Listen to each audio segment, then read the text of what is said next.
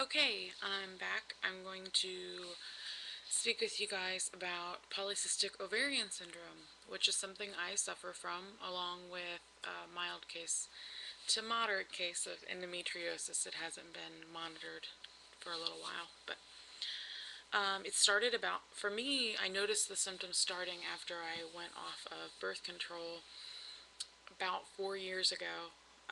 I noticed that my periods completely stopped for 7 months.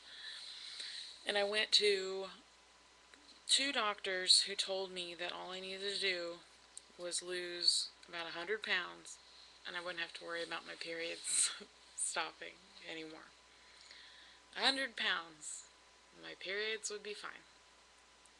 So I thought, well, that's kind of crazy because I see chubby girls getting knocked up all the time. Excuse me, getting pregnant. My mother's going to kill me for saying that. They have babies all the time, and their periods are doing fine. So I knew it just wasn't my weight, that there had to be something, because I noticed when I stopped taking the birth control that the weight just started packing on me too. And normally girls gain weight when they're on birth control, at least a little bit. So I was at the hospital with one of my friends having her second baby.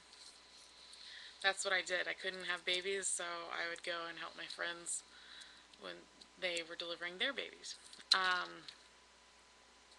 And that my one friend, her doctor was out of town, and there was another doctor in who was just so excited and happy about his job when he was in there. He just gave off this personality that really made me think that, hey, this guy really seems to enjoy what he's doing. I wonder if he's, someone who could help me with my issues. So as soon as he left the delivery room, he came out in the hallway and I said, are you taking new patients? He said, yeah, give the office a call and we'll see if we can get you in next week. So it was a Friday. I called Monday, and they got me in the following Friday. And I had done research about the polycystic ovarian syndrome. Let's see, I brought up a page here. I'm going to read some of the symptoms just in case you all think that maybe you might have that. Some of the symptoms are acne, facial hair growth, absence of your periods or irregular periods. Doesn't have to be that they're gone. They could just be like, instead of having one every 4 weeks, you're having one every 5 or 6, which mine just kind of went away. I never had normal period cycles. So with polycystic ovarian syndrome, it's not completely reversible. It says here that the number of treatments can reduce or minimize the bothersome symptoms. Most women who have polycystic ovarian syndrome lead a normal life without significant complications. Some people, however, do. It leads to infertility and excessive weight gain. The cause is not completely understood. That's why it's a syndrome. And it's not curable. Again, that's why it's a syndrome. It can interfere with the normal function of the ovaries. You have to understand how the hormones interact with your pituitary gland. What it is it increases the level of insulin in your body, and the insulin level as it rises causes your estrogen levels to rise.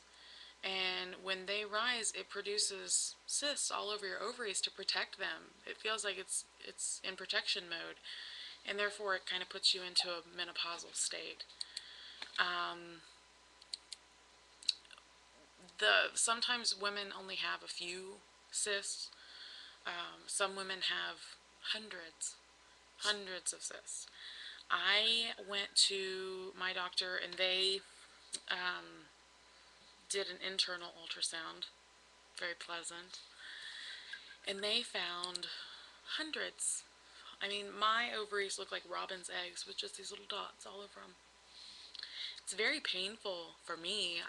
Some people don't even notice that they have it. Personally, for me, it was really painful.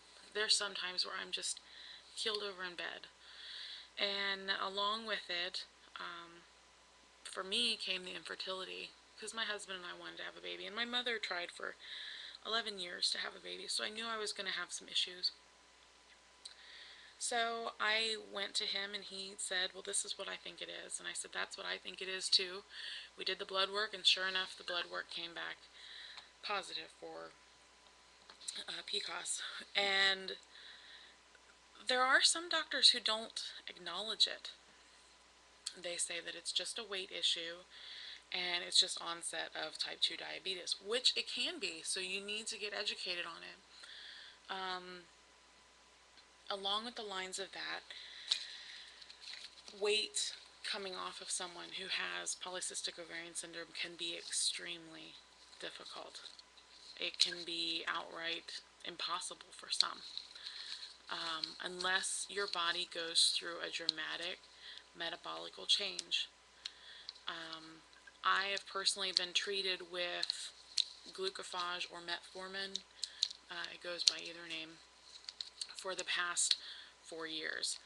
For those of you that take metformin, most of you should know the symptoms that come along with, the side effects that come along with metformin, and they're not pleasant.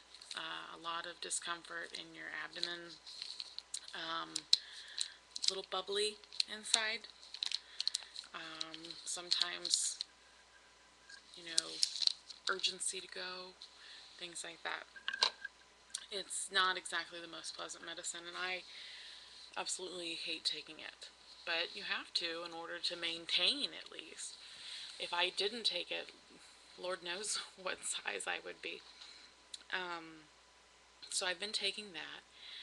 It's been something that they told me would go away for a little while after I had my son. I did have to take the fertility treatments. I took it for 1 month and got Eli. And afterwards, my periods came back normal, which was nice. They came back normal. I felt like a woman again. And I thought everything was cured until recently, within the past few months, things have slowed down again and have actually stopped again. And that's when I finally realized that something needed to be done. I've gone online, and on this actual website that I was at, one of the treatments is weight loss surgery. Weight loss surgery may be an option for severely obese women with polycystic ovarian syndrome. Significant amounts of weight can be lost after surgery, which will restore normal menstrual cycles and reduce androgen levels and reduce the risk of type 2 diabetes. So, this in itself, for me, even if I didn't lose a pound and I lost the polycystic ovarian syndrome, I would just feel wonderful. Along with the weight loss, it does help. I'm not going to lie. So, that's a little bit more information about polycystic ovarian syndrome. I'm going to put up the link of the site that I've been reading from. It's up to date for patients.